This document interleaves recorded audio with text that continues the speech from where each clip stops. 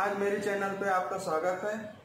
मैं कुछ आकाश दर्शन की बात लेके आया हूँ। जब हम साफ खुली छत पे सोते हैं तो आकाश में बहुत सारे टिमटिमाते हुए चमकीले तारे दिखते हैं।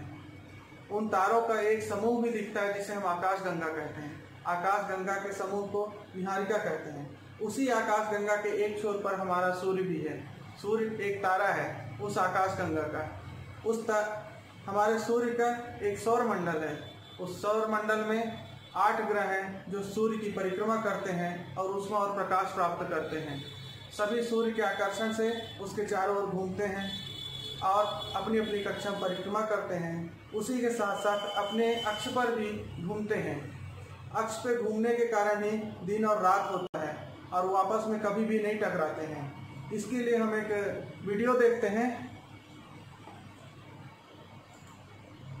यह है आकाश गंगा जो हम आकाश में देखते हैं। उसी के बीच में एक समझ लीजिए कि हमारा यह चमकता हुआ सौर मंडल है। इस सौर मंडल को ध्यान से देखिए कि सूर्य है हमारा बीच में जो अपने आप में उस आकाश गंगा का एक तारा है और उसके चारों ओर ग्रह चक्कर लगा रहे हैं। सभी ग्रह अपने अपने दूरी पर चक्कर लगा रहे हैं। इस सौर मंडल में कुल 8 ग्रह हैं जो चारों ओर चक्कर लगा रहे हैं। एक 9वां ग्रह भी है जिसको बाहर कर दिया गया अग्नि समूह से और ये कभी आपस में टकराएंगे नहीं, चारों ओर घूमते रहेंगे। इसमें इन 8 ग्रह के नाम है बुध, शुक्र, पृथ्वी, मंगल, बृहस्पति, शनि, यूरेनस, अरुण, नेपच्यून, वरुण। इस तरह से सौर मंडल के 8 ग्रह हैं और सभी को देखेंगे अपने अपने दूरी पर ही चक्कर लगा रहे हैं, अपने अपने भाग में ही चक्कर लगा रहे हैं। कोई भी किसी से नहीं टकराएंगे। ये सबसे पहला ग्रह है बुध। सूर्य से दूरी 76 से 70 मिलियन किलोमीटर है। तापमान भी बहुत ज़्यादा है और सूर्य के प्रकाश के कारण नहीं दिखता, बहुत अधिक गर्म है। यहाँ पर पूरा गैस भरा हुआ है। व्यास और द्रव्यमान के मामले में चंद्रमा के बराबर ही है। वायुमंडल नहीं है, धरातल पूरा चट्टान वाला है। उसके बाद दूसरा ग्रह जो सूर्य से दूसरे क्रम पे है वो है शुक्र। ये रहा शुक्र। शुक्र को हम सुबह और शाम देख सकते हैं, सूर्योदय से पहले, सूर्यास्त के बाद। ये बहुत चमकीला दिखता है, ये बहुत गर्म है। सुबह और शाम को दिखने के कारण इसे हम भोर का तारा या संध्या का तारा कहते हैं। यह सूर्य के प्रकाश का 3/4 भाग परावर्तित कर देता है और पृथ्वी बराबर द्रव्यमान है। इसके उपग्रह का पता अभी तक बिल्कुल भी नहीं है। तीसरे क्रम में हमारी पृथ्वी आती है। यह है पृथ्वी। अकेला ऐसा ग्रह जिस पर जीवन है, क्योंकि यहाँ पर जल है, वायु है। स्थल मंडल, जल मंडल, वायुमंडल ही जैव मंडल का निर्माण करते हैं।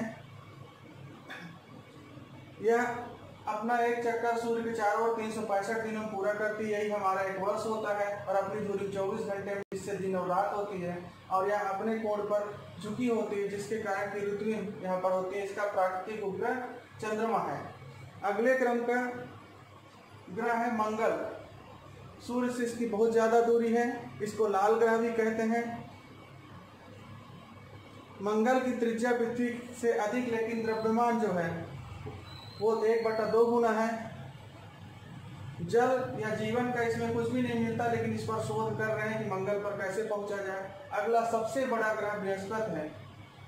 सूर्य से मंगल की जितनी दूरी है उससे दुगनी दूरी बृहस्पति की है। सूर्य से दूरी 7 से 40 मिलियन किलोमीटर है। इसमें एक वलय बना हुआ है। इससे पहले मैं बताना चाहूँगा कि मंगल के पास अपने 2 उपग्रह हैं और बुध के पास अपने प्राकृतिक उपग्रह 28 हैं। बृहस्पति के पास 28 उपग्रह हैं, सॉरी। इसके बाद शनि आता है, सबसे ठंडा ग्रह, 6वां ग्रह है। सूर्य से बृहस्पति की दूरी से इसकी दुगनी दूरी है, बहुत ठंडा ग्रह है और इसके चारों ओर एक वलय सुंदर आकृति प्रदान करते हैं। ये पूरा बर्फीला इलाका है और इसके जितनी जानकारी प्राप्त है उसके अनुसार 30 उपग्रह हैं इसके प्राकृतिक उपग्रह। 7वां उपग्रह है यूरेनस, जिसको हम अरुण भी कहते हैं। दूरबीन से खोजा गया यह ग्रह है और सूर्य से शनि से दुगनी दूरी पर स्थित है। इसके 21 उपग्रह अभी तक ज्ञात हुए हैं। तापमान -170 से 350 डिग्री सेंटीग्रेड है। अंतिम 8वां उपग्रह नेपच्यून या वरुण है। यह भी दूरबीन से खोजा गया 8वां ग्रह है। बहुत अधिक ठंडा ग्रह है और जहां तक अभी तक इसके बारे में पता है कि इसके 8 उपग्रह हैं। इसका तापमान -240 डिग्री सेल्सियस से -220 डिग्री सेल्सियस तक पता लगाया गया है और ये सब दूरबीन से। यह हमारा सौर मंडल है। इसके अलावा अब हमारी जो पृथ्वी है, पृथ्वी में 23.12 अंश झुकी हुई है। हम काल्पनिक रेखाओं देशांतर रूप में उसको झुका हुआ मानते हैं, जिसके कारण यहाँ ऋतुएं होती हैं। इसमें जो नीला भाग दिख रहा है ये जल वाला भाग है, जो हरा या सफेद भाग दिख रहा है वो स्थल भाग है। इसमें जो ऊपर और नीचे की ओर है उत्तरी और दक्षिणी ध्रुव है। तो ये हो गया सौर मंडल हमारा।